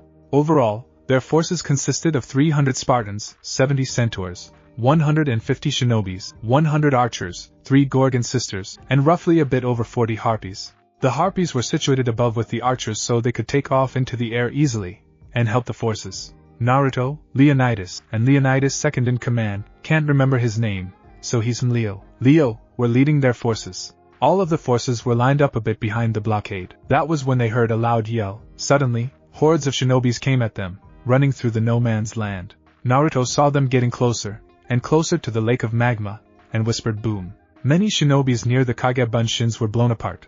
Some at the legs, some at the arms, some at the waist. Those with enough combat reflexes immediately jumped forward, only to land in the magma lake. Their cries were the only things that were heard, as they were incinerated. Some shinobis managed to get past both first lines of offense and charged forward, drawing kunai and shuriken. Shuriken were thrown by the enemies at the back of the lines while the first lines of attack swung their kunai, some tanto, and katanas also. But all were brought to a sudden stop by a sudden wall of steel. Naruto had formed the phalanx defense with his 100 soldiers and the centaurs. He then screamed, "Push!" The shields were pushed forwards. The men then took their spears and stabbed ahead, then went back on the defense. With another yell of "Push!" the same was done again. As the enemies swarmed the dome, Leonidas and his men looked onwards. He then yelled, "Archers at the ready, aim for your targets, and fire!" And with that, a shadow of black engulfed the dome, as arrows rained down upon it, storming and impaling the enemy forces. Leonidas then put on his helmet and grabbed his spear. He looked at his men, then the archers. "Archers, fire at will, help friend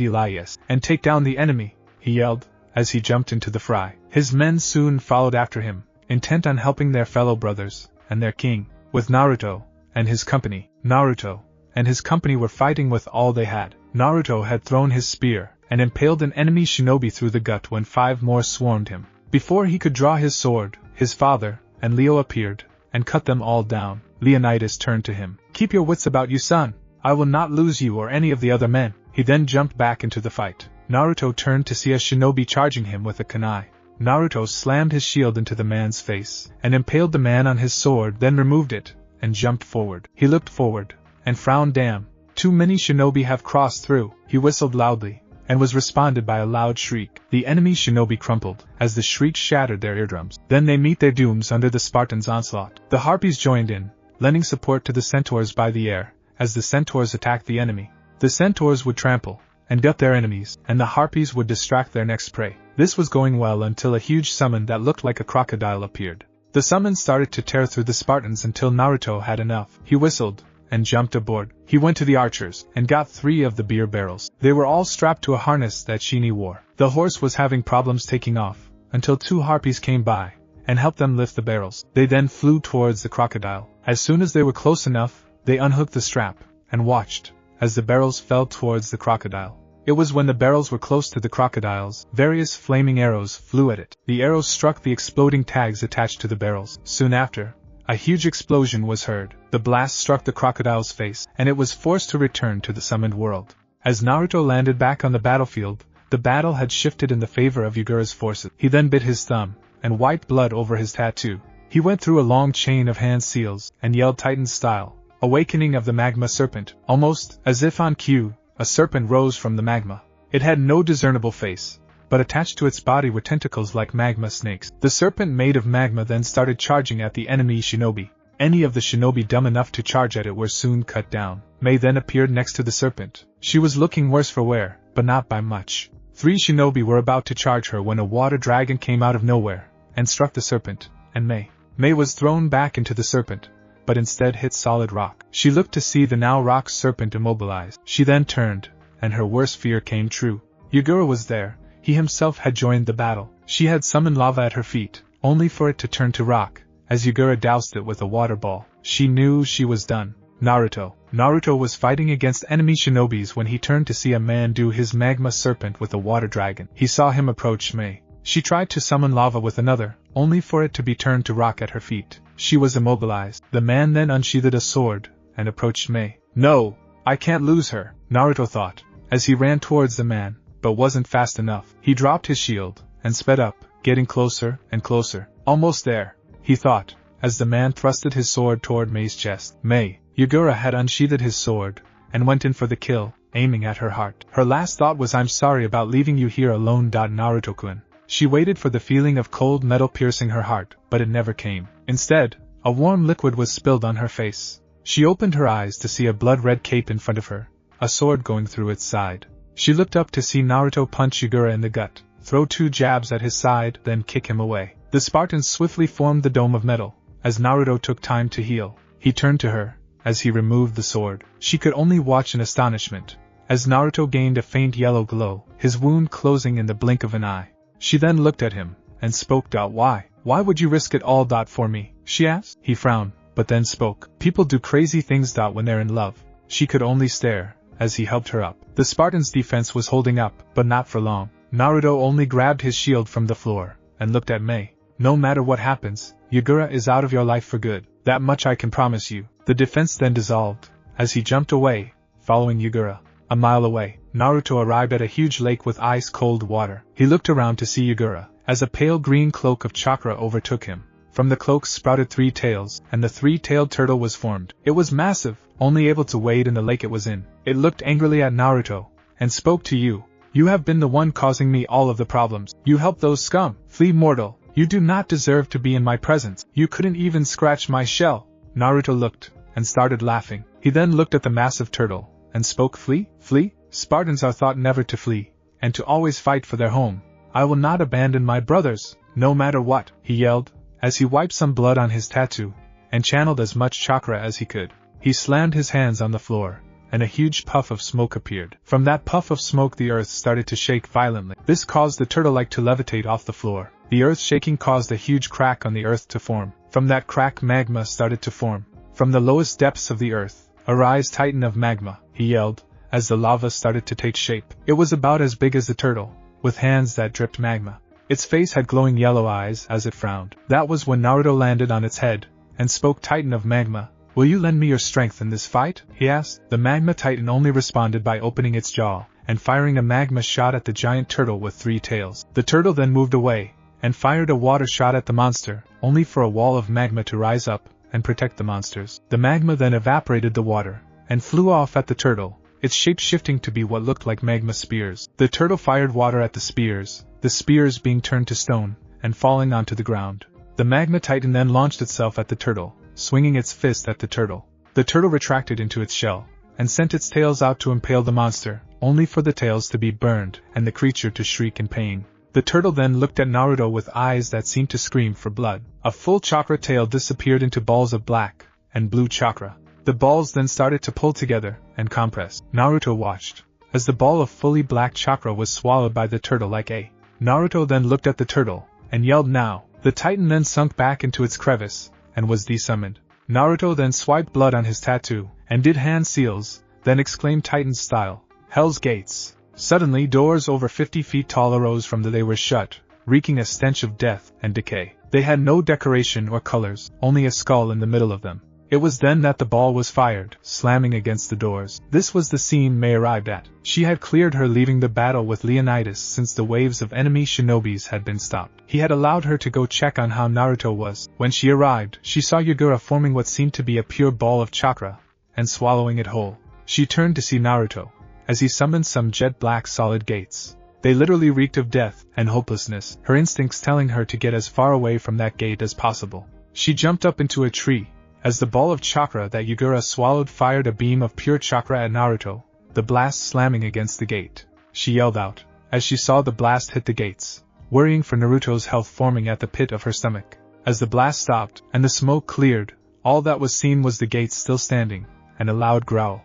Naruto stood behind the gates, the blast barely having scorched them. That was when he heard what he was hoping for, a loud growl. Then, the doors were slammed open, as a huge black dog with 3 heads charged out in the open. It looked at the turtle, and snarled, "You dare attack the gates of hell? You will pay for your impudence." It was then that Naruto climbed on top of the middle head, and looked at Cerberus. "Cerberus, I am the one that summoned Hell's Gates. I needed protection against an attack. Will you help me defeat this opponent?" The guard dog of Hell's Gates snarled in response. "That thing attacked Hell's Gates. It will die." The dog then charged at the turtle at incredible speeds, dodging and ducking water blasts sent at it. Cerberus then jumped upwards and slammed its body into the turtle, effectively grounding it. The dog's 3 heads started attacking, biting whatever they could. One head latched onto a shoulder, the other to the turtle's neck, and the last one managed to grab the turtle's remaining tails into its mouth. They then pulled apart in an attempt to tear the turtle apart. A loud shriek was heard, as another tail was pulled off, leaving the turtle with only one tail. Naruto took this as a needed chance, and did hand seals, then slammed his hands onto the ground. With 2 loud poofs, 2 beings were summoned. One was a crawling magma monster, and the other was a walking ice mountain. Naruto then did more hand seals, and exclaimed Titan's style, "Imprisonment of the damned." The lava monster then spewed huge amounts of magma at the turtle, making it shriek in pain, as it was cooked alive. It was then that the ice monster started to blast the magma-soaked turtle with an ice attack, freezing the magma into solid rock. The creature let out a loud shriek, as it was turned into a life-sized turtle statue. Cerberus then jumped on it, its paws covered in hellfire. The hellfire broke the statue completely. The turtle's chakra receded, as Yugura's body fell to the earth, landing on a huge pile of rocks. The body looked battered and bruised as it landed. Yugura opened his eyes to see a man in a blood-red cape holding a shield and sword standing over him. Yugura tried to move his body. It was no good. They had damaged it too much. The lava cooked it alive, and the rock killed off the skin. He was in death's cold embrace. As he faded into death, the turtle did, as well. With no new host, it would die. Yugura's only comfort was that he died in battle.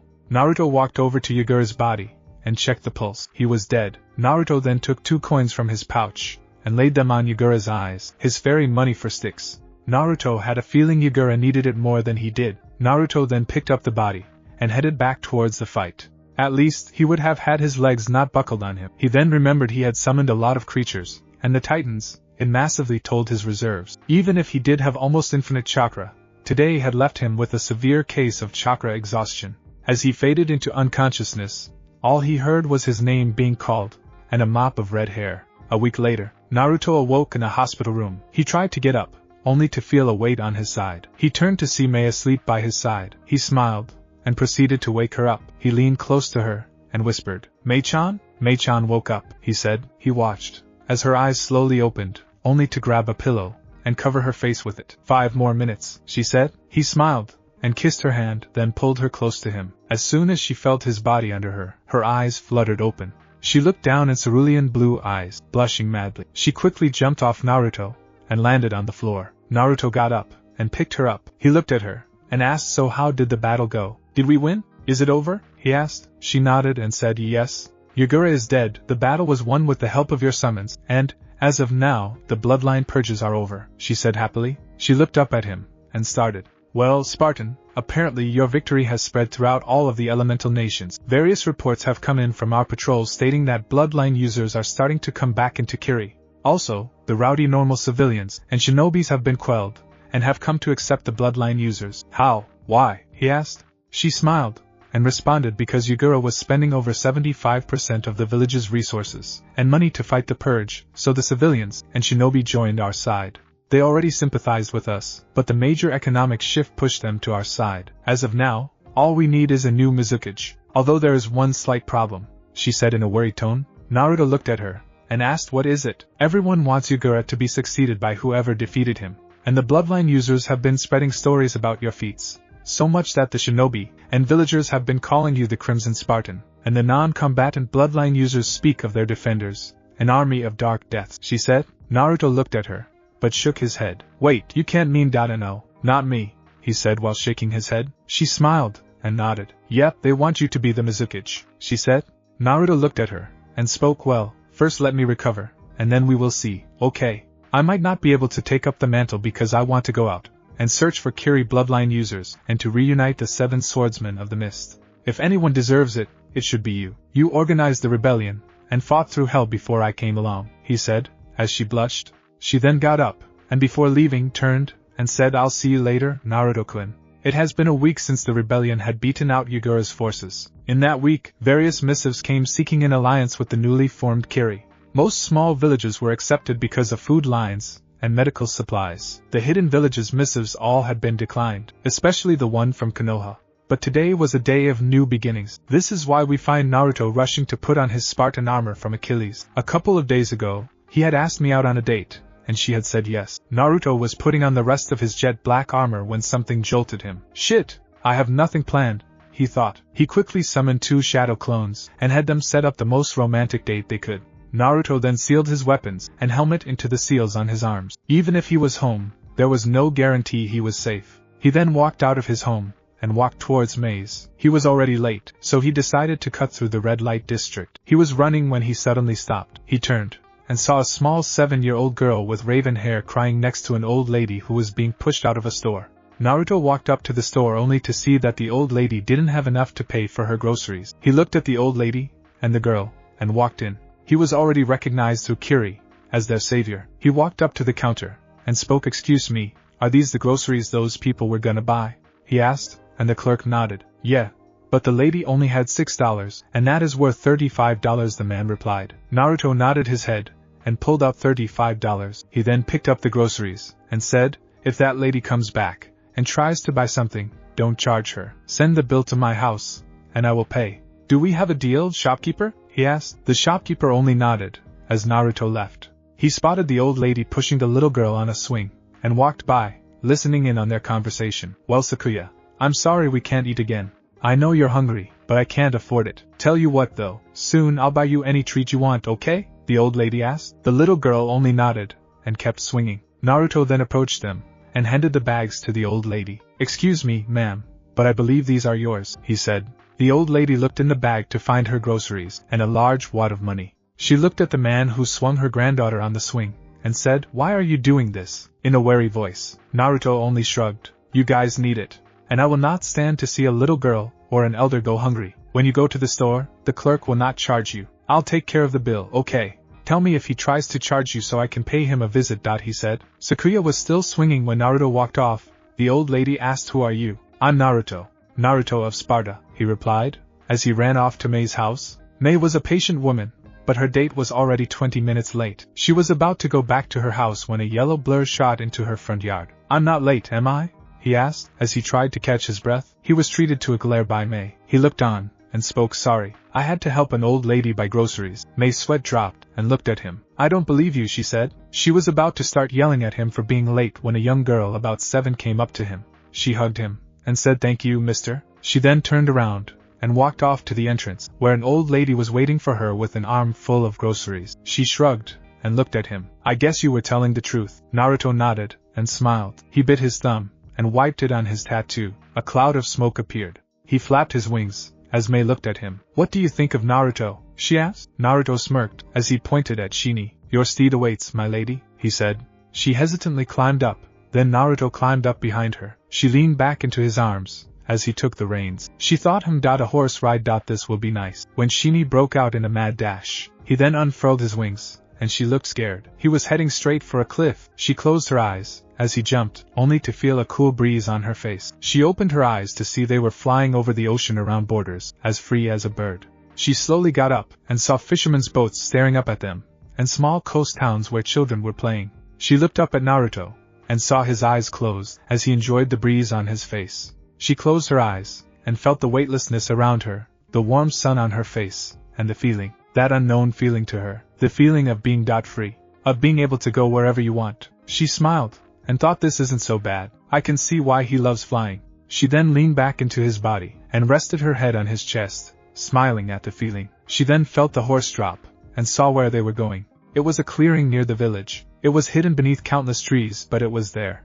As Shini landed, Naruto grabbed her bridle style and got off the horse, carrying her to the clearing. There was a table and a small feast waiting for them. There was steamed rice, beef with broccoli, some sweet and spicy chicken, and a big pot. She was unsure of what was in the pot, but then he opened it and grinned. He went to her side and bowed. "My lady, may I escort you to your meal?" he asked playfully. She smirked and took his hand, as he led her to a table with a blood-red cover, candles in the center, plates set up, and a bucket with a white handkerchief covering it. She slowly took her seat, as Naruto unveiled the bucket. There sat a bottle of red wine, chilled, and he opened it. He filled her glass, and took his seat. He then made a shadow clone to serve them, the clone coming back with 2 bowls of rice, 2 plates with beef, and broccoli, and sweet and spicy chicken, and finally a bowl full of ramen. Naruto dismissed the clone, and looked at Mei. She then spoke happily. "So how can you stand it?" she asked. "Stand what?" "Having to come back to Earth after flying," she responded. Naruto smiled. "Well, I have to eat, don't I? And besides, if I never came to the ground then I wouldn't get to see you. And that wouldn't be fair to me," he said. "How so?" she asked. "Well, tell me, if one day you woke up, and you didn't see the sun, would you care?" "Of course I would. It wouldn't feel the same," she replied. "Exactly. If I don't see you, my day doesn't feel the same, like something's missing," he said, as he chewed on some chicken. She blushed, and looked at him. "Really?" "Yeah, that's why I always make time to just hang out with you, no matter what," he replied. She blushed, and looked down, as he looked at her. "You know, you're cute when you blush," he said. Mei then looked up at him, and spoke to Naruto. "When you said what you said, did you mean it or was it a heat of the moment statement?" "When I said what, Mei-chan?" he asked. She sighed. This guy was so thick-headed. "When you said that people do crazy things when they're in love," she finished with a small blush on her face. He looked at her eyes. "Yes, I did. But I wasn't sure if you felt the same. And even if you did, there is still a lot of my life you don't know about." Her response was to frown, but her resolve was solid. After nearly losing him at the hands of Yagura, she wanted to know the man who had captivated her heart. "Then tell me," she replied. He frowned, and looked at her. "I'm afraid," he replied. "Afraid of what?" she asked. "Afraid that once you get to know my past, that you won't like me anymore," he replied. Her only response was to cup his cheek in her hand. It showed him that she cared for him. He then stood up, and took out what looked like a metal flask. It had the insignia of Hell's Gates. He poured a clear-looking liquor into a small sake cup, and handed it to her. "This is a special liquor. It has all of my memories instilled in it. If you want to know about my past, take a sip," he said. She looked at him, then the cup. "Seems a bit far-fetched, don't you think?" she asked. "We're ninjas. We stick to walls, walk on water, and summon talking animals. Normal and far-fetched shouldn't be in our dictionary." She nodded. He had a point. And if this was what she needed to get to know the real him, then she'd do it. She took the sake saucer, and sipped it suddenly, her vision blurring. As soon as she swallowed the drink, she fell unconscious. Naruto sighed, as he made clones to clean up the food, and picked Mei's body up bridal style. He carried her back to his apartment, and laid her on his bed. He could only wonder what she would think of him after seeing all of his battles and lives. For once, he was worried about what someone would think of him. In Mei's mindscape, Mei stood in front of some dark-looking gates, the gates reeking of death and decay. They had the symbol of Hell's Gates on them, but she didn't care. She pushed forward, and a stream of memories came at her. She witnessed Naruto's first 5 years of his life with Anko, Ayam, and Hana. She witnessed his horrible childhood, and the very night that Hades came to save him. She saw him being trained under his 3 legendary teachers, his one night with Cynthia, him fighting with the 300 legendary Spartans, and his death. She smiled at his pride in his son, and his lover. She witnessed him training with Achilles, his scheme to help save Achilles' life, and his ultimate death at the hands of Sparta's king. She saw him, as he started to see Hades, the god of death, as his father, and the Shinigami, as his brother. She then witnessed him, as he was trained by the demigod Hercules. She saw him fighting the Titans, his inner conflict at facing his father figure, his joy when he received Shini, and his ultimate ascension into godhood. She was shocked by this, but it did explain his healing factor. She finally witnessed, as he gained control of the Titans, and saw his final goodbye to Cynthia. She then witnessed his training with the Shinigami, the birth of his ninjutsu style, and his constant training to improve. The scenes then faded, and focused on a specific timeline. It was when he first met her, and the battle to liberate the bloodline users. She felt what he felt when he first saw the little girl without her mother. She felt what he felt when he joined the rebellion. She smiled sadly at the memory of him cooking for her, how he felt closer and closer to her, but was afraid to lose her, so he said nothing. She smiled at the warm feelings she felt when she saw his true feelings. She smiled, and her heart finally decided on her choice, as she saw him handling the situation with the old lady and the little girl. He's good with kids. Then the gates were shut close. May felt her eyes getting droopy. The last thing she heard was a feminine voice saying take care of him. May woke up late in the evening. She heard sounds coming from the kitchen. She wiped the sleep from her eyes, and saw she was in Naruto's apartment, sleeping on his bed curled up with a pillow. She got up, and walked outside, following down a hall to where she saw light and voices. She stumbled, and saw 3 in the kitchen cooking, and 4 of them playing poker on the table. Well, that gives playing with yourself a new definition, she said. The clones heard her, and turned around laughing. That was when 3 Narutos came in, and set up the table to eat, as the original dispelled his poker buddies. The cooks then dispelled, leaving Naruto and May alone. Naruto pulled out a chair, and let me sit before he himself took a seat. He then grabbed a fork, and dug into the food. So how was your sleep? He asked. She looked at him, and responded pretty well. Saw all of your life, she responded ironically. He looked down at the food. And what do you think of me now? He asked. She just got up, went to his side, looked at him. That answers your question? Yeah, but why? Don't you think of me as a monster? I have killed more men than anyone in their lives can say. Her only response was to bring him face to face. Yeah, but you did it to protect your land, and those close to you. If you had done it senselessly, I would have thought differently, but you did it because it had to be done. She then looked at the clock, and saw it was already 1 a.m. She took his hand, and led him to the bed. Where are we going? To sleep. I'm tired. We can discuss what I say in the morning, okay? For now, you just need to know that what I feel for you is real. After seeing all that you have had to go through, I can honestly say you're the man I want to be with. You're everything I've hoped for out of a man. Kind, caring, strong, good with kids. You understand my needs and wants. You try your best to help whenever you can.